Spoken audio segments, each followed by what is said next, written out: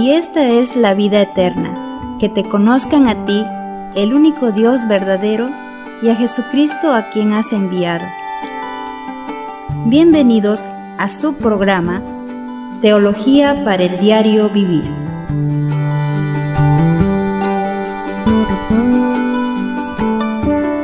Bienvenidos al programa Teología para el Diario Vivir.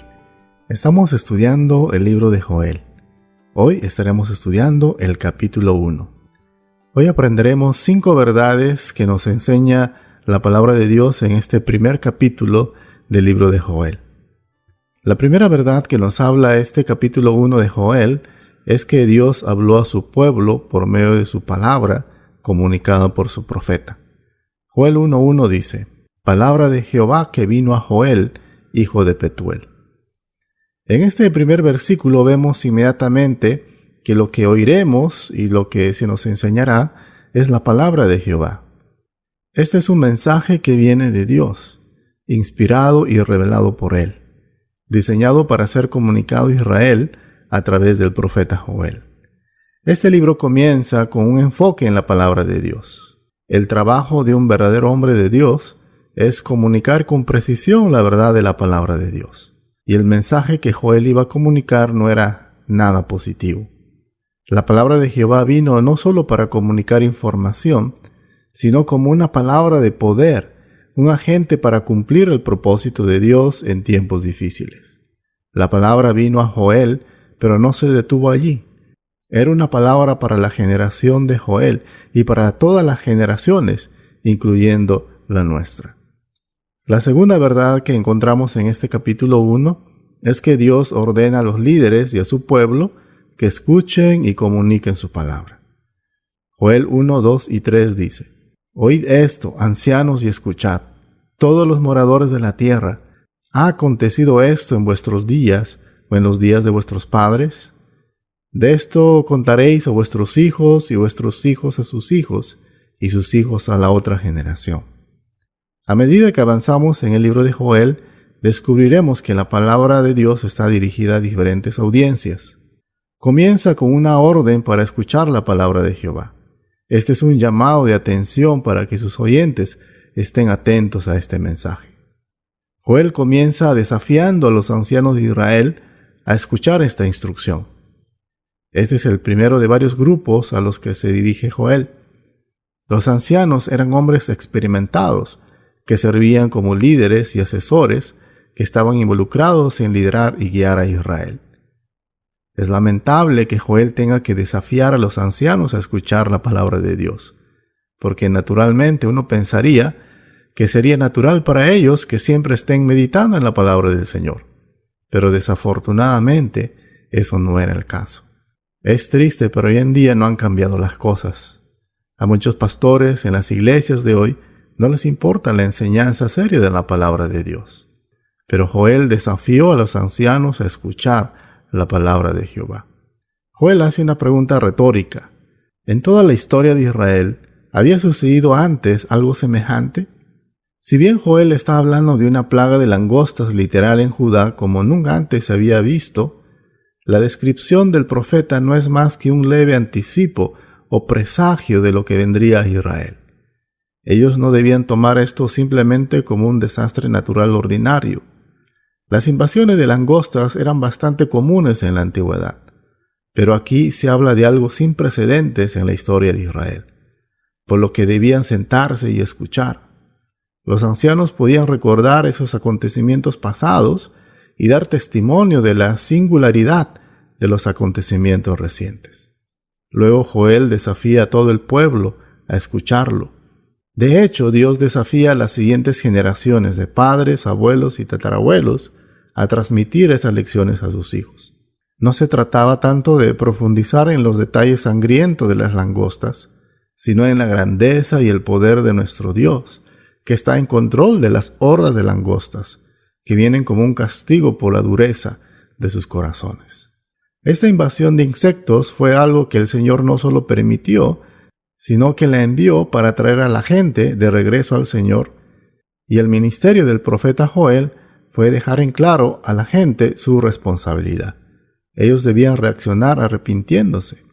Estas langostas eran la vara del Señor para llevarlos al arrepentimiento.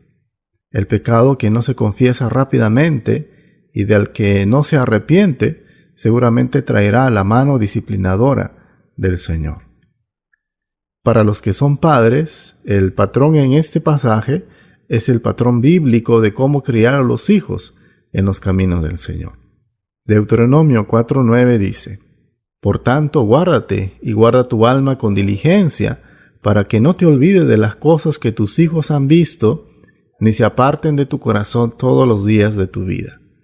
Antes bien las enseñarás a tus hijos y a los hijos de tus hijos. También todo creyente está llamado a transmitir la palabra de Dios por medio del evangelismo y discipulado. Pablo presentó un modelo de esto a su joven discípulo Timoteo. 2 Timoteo 2:2 dice: Lo que has oído de mí ante muchos testigos, esto encarga a hombres fieles que sean idóneos para enseñar también a otros. La tercera verdad que encontramos en este capítulo 1 es que Dios permitió una plaga de langostas para despertar a su pueblo de regresar a Él. Joel 1:4-7 dice: Lo que quedó de la oruga comió el saltón, y lo que quedó del saltón comió el revoltón, y la langosta comió lo que del revoltón había quedado. Despertad, borrachos, y llorad, gemid, todos los que bebéis vino, a causa del mosto, porque os es quitado de vuestra boca. Porque pueblo fuerte e innumerable subió a mi tierra. Sus dientes son dientes de león, y sus muelas, muelas de león. Asoló mi vid y descortezó mi higuera, del todo la desnudó y derribó, sus ramas quedaron blancas. Hay dos hechos negativos que se destacan en este texto. El primer hecho negativo es que una plaga de langostas había azotado la tierra, diezmando las cosechas. Joel 1:4-5 dice: Lo que quedó de la oruga comió el saltón, y lo que quedó del saltón comió el revoltón, y la langosta comió lo que del revoltón había quedado. Despertad, borrachos, y llorad, gemid todos los que bebéis vino, a causa del mosto, porque os es quitado de vuestra boca. Las circunstancias que precipitaron el libro de Joel rodearon una invasión de langostas en Palestina que fue de proporciones sin precedentes. Las langostas habían devastado la economía del país, con consecuencias desagradables que se extendían a todos los aspectos importantes de la vida comercial, religiosa y nacional. Para complicar aún más las cosas, una severa sequía había agotado los suministros de agua, causando una escasez que amenazaba la vida tanto de animales como de humanos. Las invasiones de langostas ocasionalmente presentaban problemas significativos en toda Palestina. Recientemente, en 1915, una plaga de langostas asoló Palestina y Siria. Al igual que el león, las langostas tienen un fuerte mordisco. Muerden su comida y destruyen por completo todo lo que comen. Los 4 nombres que aparecen en el versículo 4, como es la oruga, el saltón, el revoltón y la langosta, se han interpretado como 4 tipos de langostas o 4 etapas de crecimiento en el caso de una langosta. Lo que el profeta quiere transmitir es esto: en los sucesivos enjambres de langostas, lo que una parte de ellas dejó, la otra parte lo devoró. Sabemos por el versículo 6 que esta plaga de langostas fue permitida por Dios como medio de castigo. La gran pregunta es si esta plaga era literal o simplemente una imagen metafórica de una invasión militar enemiga. Tomamos la posición de que Dios literalmente envió esta plaga de langostas a la tierra de Israel, pero a la misma vez es una ilustración de lo que Dios permitiría cuando otras naciones devastarían Israel si ellos no se arrepentían y regresaban al Señor. Cuando esta plaga de langostas los golpeó, nada se salvó. Ahora bien, es importante tener en cuenta que fue Dios quien hizo todo esto. Dios causó esto. Dios se hace responsable de esto. Esto no fue un accidente de la naturaleza. Esta plaga fue causada directamente por Dios. Las hordas de langostas devoraron los viñedos. Sin viña significa que no hay uvas ni vino. Seguramente hay un poco de ironía en esta exhortación. Los borrachos pueden ser difíciles de despertar, pero aquí Joel los está despertando con la mala noticia de que se les cortará el suministro de alcohol. A medida que ellos estaban sobrios, lloraban y se lamentaban. Este llanto, como el lamento, hablan del luto público por esta devastación. Dios no solamente los estaba llamando a estar sobrios, sino a un despertar espiritual. El llamado a llorar y gemir no era un espectáculo, sino un llamado al quebrantamiento y al reconocimiento del hecho de que la plaga de langostas no fue un fenómeno de la naturaleza, ni un evento fortuito o accidental, sino un mensaje de advertencia enviado por Dios para llevar a la nación al arrepentimiento. El segundo hecho negativo es que una nación los había invadido y destruido. Versículo 6 dice: «Porque pueblo fuerte e innumerable subió a mi tierra, sus dientes son dientes de león, y sus muelas, muelas de león». Ahora, aquí es donde la profecía se vuelve realmente aterradora. Si no era suficientemente malo que Dios permita que las langostas invadan la tierra, Dios iba a permitir que una nación invadiera la tierra. Esa nación sería poderosa e innumerable. Joel utiliza dos metáforas para describir la ferocidad del enemigo. Uno es que tiene dientes como un león, y en segundo lugar tiene colmillos como los de una leona. Lo que se describe aquí es la fuerza y el poder de los dientes destructivos. Este enemigo literalmente era capaz de destrozar a su presa. Esto podría ser una predicción de la invasión asiria que ocurrió en el año 722 a.C., o también podría ser la invasión babilónica que sucedió en el año 538 a.C. También podría ser la invasión de Grecia o incluso de Roma. Pero creemos que también habla del futuro, en el periodo de la tribulación, cuando Dios permitirá que el imperio romano renacido invada Israel y haga brutales cosas contra Israel, ya que ellos se negaron a volverse a Dios. Como dice el versículo 6, este pueblo devorará a Israel. La tierra que debía ser bendecida por Dios sería devastada. No pase por alto el hecho de que Dios llama a la tierra de Israel mi tierra. Dios es soberano y tiene absoluto control de todo lo que Él permite que le suceda a su propiedad. Según el versículo 7, Dios permitió que todo quedara arrasado: la tierra, los viñedos y las higueras. Él permitió que las langostas destruyan todo para llamar la atención de su pueblo y llevarlos a un punto de desesperación, quebrantamiento y arrepentimiento. Este desastre de langostas afectó a todos y a todo. Este es un anticipo del día del Señor. La cuarta verdad que encontramos en este capítulo 4 es que Dios les dice específicamente a su pueblo lo que debían hacer. Esto lo encontramos de los versículos 8 al 14. Aquí podemos encontrar 7 acciones que Dios quiere que su pueblo tome si ellos quieren volver a tener una relación con Él. La primera acción es que el pueblo de Dios necesitaba llorar. Versículo 8 dice: «Llora tú como joven vestida de cilicio por el marido de su juventud». Israel debía llorar como una mujer joven cuyo prometido murió antes de la consumación del matrimonio.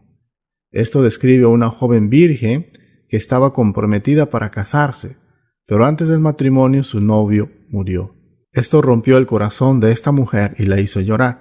El pueblo de Dios debía llorar así, pero ¿por qué debería estar lamentándose la gente? Deberían estar lamentándose por el hecho de que se estaban perdiendo las bendiciones de Dios y no tener una correcta relación con Dios por causa de su pecado. Estaban sufriendo porque se estaban negando a volverse a Dios. Entonces Dios los deja sufrir. La segunda acción que tenía que tomar el pueblo es que el pueblo de Dios necesitaba lamentarse. Y esto lo encontramos en los versículos 9 y 10 que dice: «Desapareció de la casa de Jehová la ofrenda y la libación. Los sacerdotes ministros de Jehová están de duelo. El campo está asolado, se enlutó la tierra, porque el trigo fue destruido, se secó el mosto, se perdió el aceite». El luto necesitaba expandirse también a los líderes y a la casa de Dios. ¿Pero por qué? Porque todo estaba arruinado, incluyendo la adoración. Cuando Dios permitió que a su pueblo lo dominen sus enemigos, ellos necesitaban regresar y clamar a Dios, ya que si no lo hacían, perderían su capacidad de adorarlo. Una de las razones por las que la gente no podía adorar a Dios es porque no había grano ni vino para ofrecer siquiera una ofrenda adecuada. Como dice el versículo 10, los campos estaban asolados, la tierra quedó desnuda, el grano estaba destruido, las uvas se secaron y se acabó el aceite de oliva. Entonces no había nada que dar a Dios como ofrenda. Entonces el luto específico se debe a que Dios ha dejado de bendecir a su pueblo y ellos no podían adorarlo apropiadamente. La tercera acción que tenía que tomar el pueblo es que el pueblo de Dios debía avergonzarse. Y esto lo encontramos en los versículos 11 y 12, que dice: Confundíos labradores, gemid viñeros, por el trigo y la cebada, porque se perdió la mies del campo.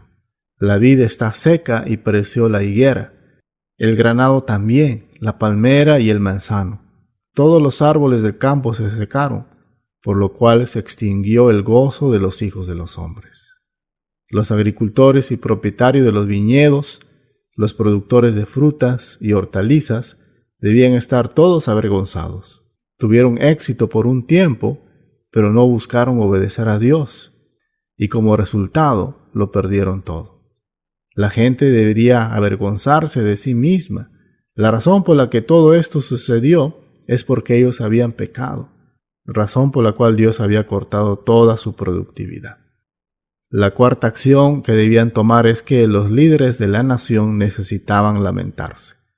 La primera parte del versículo 13 dice: Ceñíos y lamentad, sacerdotes, gemid, ministros del altar.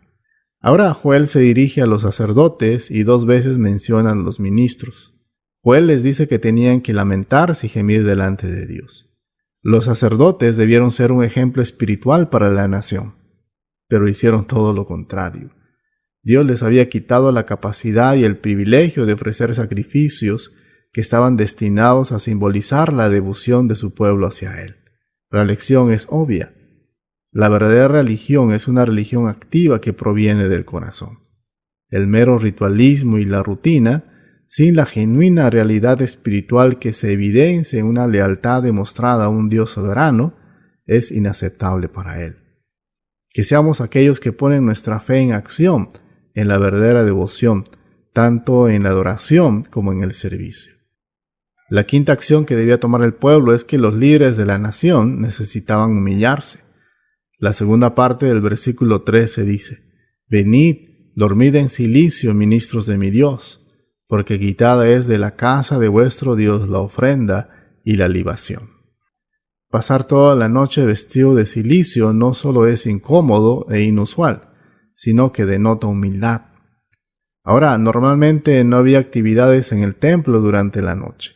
La noche es el tiempo donde la mayoría de la gente duerme. Sin embargo, este debía ser un momento en que los líderes debían dedicarse a la oración, porque este era un momento de gran emergencia. Los líderes necesitaban humillarse ante Dios y pasar la noche en oración. Ahora observe por qué. Porque las ofrendas y las libaciones habían sido quitadas de la casa de Dios. La palabra quitada implica que Dios mismo había hecho esto, porque nadie estaba interesado en tener comunión con Él. La sexta acción es que los líderes de la nación necesitaban tener una ceremonia pública de arrepentimiento. La primera parte del versículo 14 dice: proclamad ayuno, convocada asamblea. Lo que los sacerdotes podían hacer era llamar a una reunión nacional para adorar y volver a dedicarse ellos mismos al Señor. El ayuno y la asamblea solemne eran formas adecuadas para que la comunidad mostrara humildad y sumisión a Dios ante el desastre nacional. Profundamente conmovido, Joel quería que el liderazgo experimentara su misma preocupación espiritual. Debían conducir al pueblo a un verdadero arrepentimiento, clamando a Dios por su perdón para evitar una calamidad aún mayor. La séptima acción es que el pueblo de Dios necesitaba clamar a Dios. La segunda parte del versículo 14 dice: congregad a los ancianos y a todos los moradores de la tierra en la casa de Jehová vuestro Dios, y clamad a Jehová. El pueblo de Dios debía clamar al Señor por ayuda y salvación. Si el pueblo de Dios no clamaba, Él no respondería y no se salvaría. La quinta verdad que encontramos en este capítulo 1 es que Dios describe cuán destructivo será el día del juicio de Dios contra su propio pueblo. Esto lo encontramos de los versículos 15 al 20. Ahora Dios toma esto de lo personal y práctico a lo profético. Estas son cosas que Israel necesitaba saber, porque el juicio estaba cerca. Hay 5 hechos sacados a la luz acerca de este juicio del día del Señor. El primer hecho es que el día del Señor será un día de juicio y destrucción.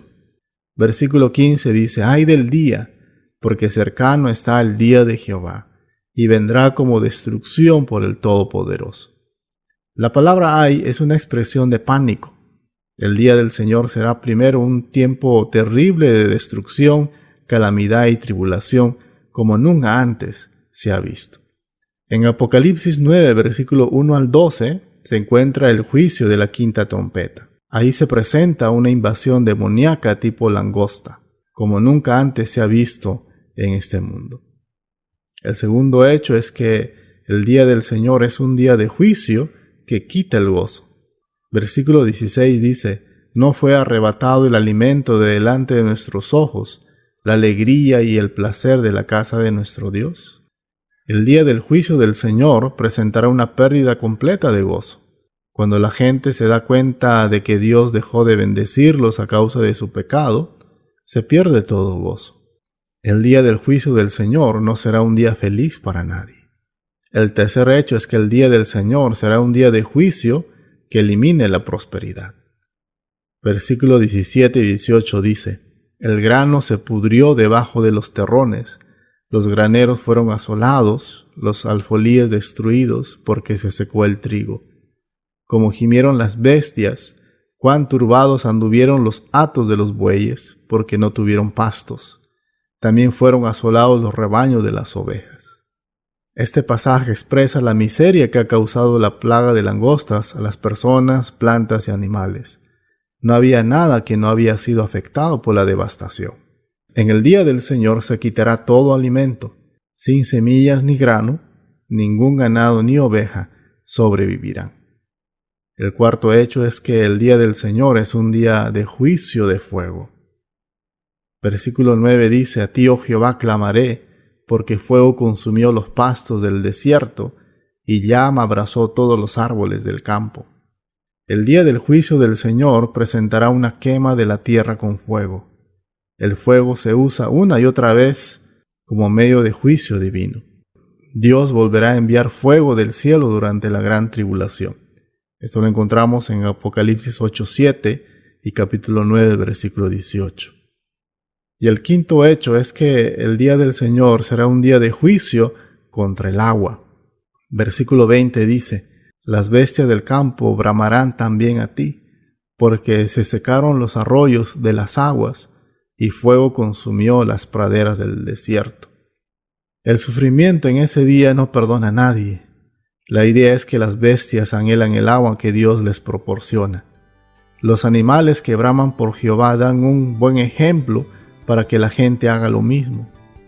El hecho de que los arroyos de agua se hayan secado sugiere que hubo una sequía, lo que haría que los pastos se secaran, lo que provocó incendios forestales. Ahora, ¿por qué Dios está permitiendo que estas cosas le sucedan a su pueblo? Él está tratando de hacer que su pueblo regrese a Él y le clame. La devastación del día del Señor, prefigurado en la plaga de langostas y la sequía severa, debiera impulsar un arrepentimiento sincero en las personas. Hasta aquí el estudio de este primer capítulo de Joel. La próxima semana estaremos estudiando el capítulo 2. Que Dios los bendiga.